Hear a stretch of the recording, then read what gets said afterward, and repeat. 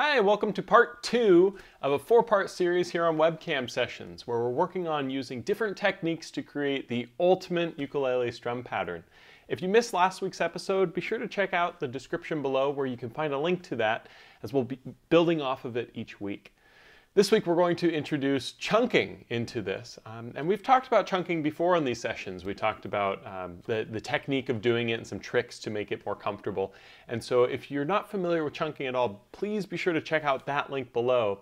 But we're going to talk a little bit more about chunking and some other tips that you can try to introduce with getting a really nice chunk sound.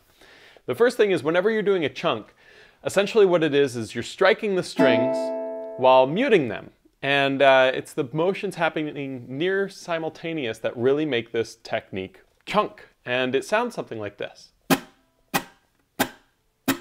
So the way that we get the chunk with that, essentially I like to use my two interior fingers, my middle and ring finger on my strumming hand. And I like to have my palm muted somewhere around this area. And what I'll do is I'll have the palm come in to touch over the strings, and as that palm's coming in, these fingers are going to strike the strings to make that muted sound. Now the trick is, again, it's nearly simultaneous.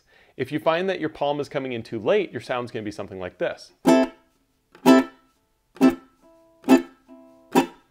If you find that your palm is coming in too early, it might sound like this. Notice how there's not a lot of sound on that second mistake, right? Most people's mistake is essentially the palm's coming a little bit too late, which sounds again like.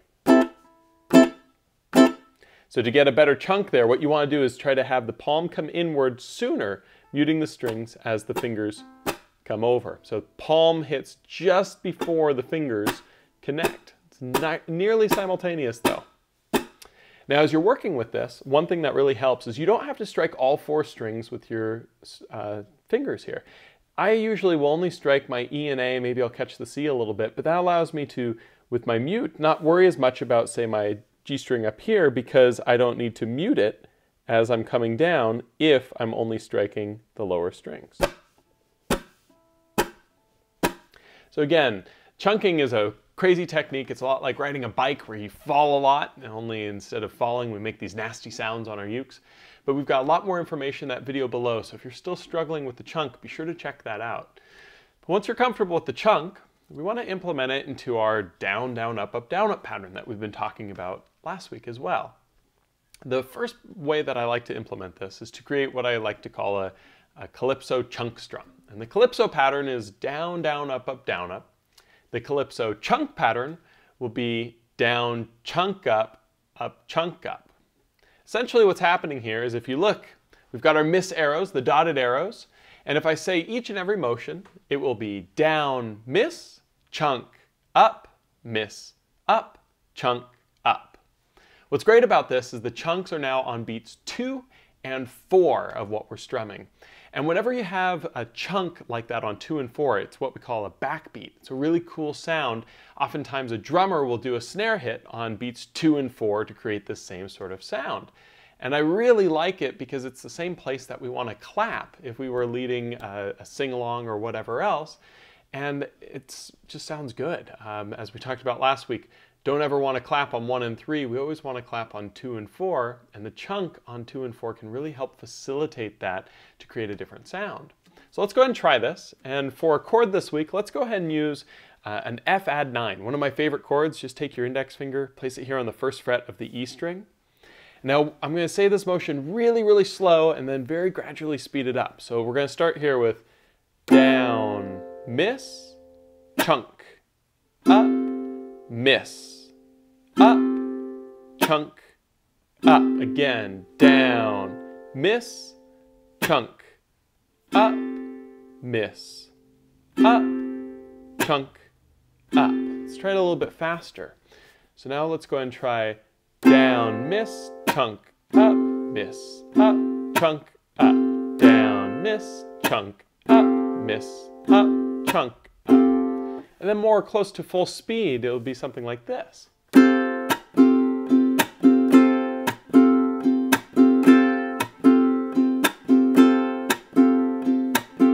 And if we think about what we worked on last week with just our basic down, down, up,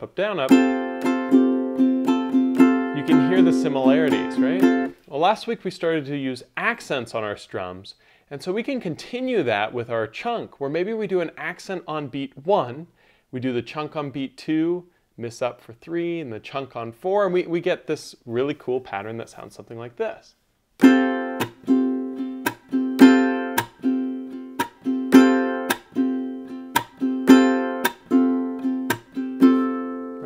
Really nice sound that starts to make your strum pattern sound much more full than it did previously. Now, chunks are not just on 2 and 4. Sometimes it can be great to put them elsewhere. So another pattern that I really like that's kind of weird is putting the chunk on beat 1. Now, normally on beat 1, we like our down strum, we like establishing a new chord. That's what the first beat's all about.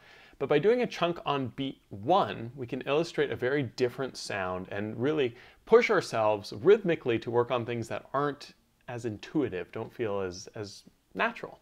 But what this looks like essentially now is instead of down miss, we're going to do a chunk miss. So still holding the F add 9 chord, we now have chunk miss, and then we're going to go down, up, miss, up, down, up. So the rest of the pattern is exactly the same, right?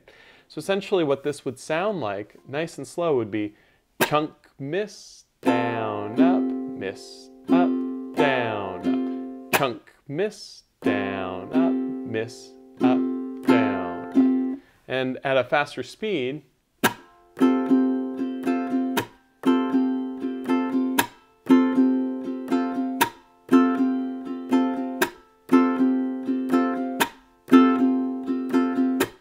very different, right? I like to use that for songs when I'm trying to make the beat sound a little bit off, because normally on beat 1 we like our new chord to be established, but instead having that pop of the chunk, it creates just a different feel. So there are a couple patterns that you can try with the chunk. Again, this week, to kind of continue that ultimate strumming pattern, what we want to work on is that down with an accent, followed by the miss, followed by the chunk, followed by the up, miss, up, chunk, up. So that's what we're sort of adding to it this week. Each week we're going to change it a little bit, and we're going to kind of flip it around and use all of these techniques. And we've got 2 more weeks of this that we'll be using different techniques and layering them in. All of these techniques that I've been talking about in this series and will be talking about are featured in the strumming course I did here at Ukulele Underground called the Ultimate Ukulele Strumming Course. And it's been crazy because it was 2 years ago now that we filmed it, and it feels like it was 2.5 weeks ago. Time really moves fast. But please check out that course if you haven't already. It goes into depth with all of these different techniques.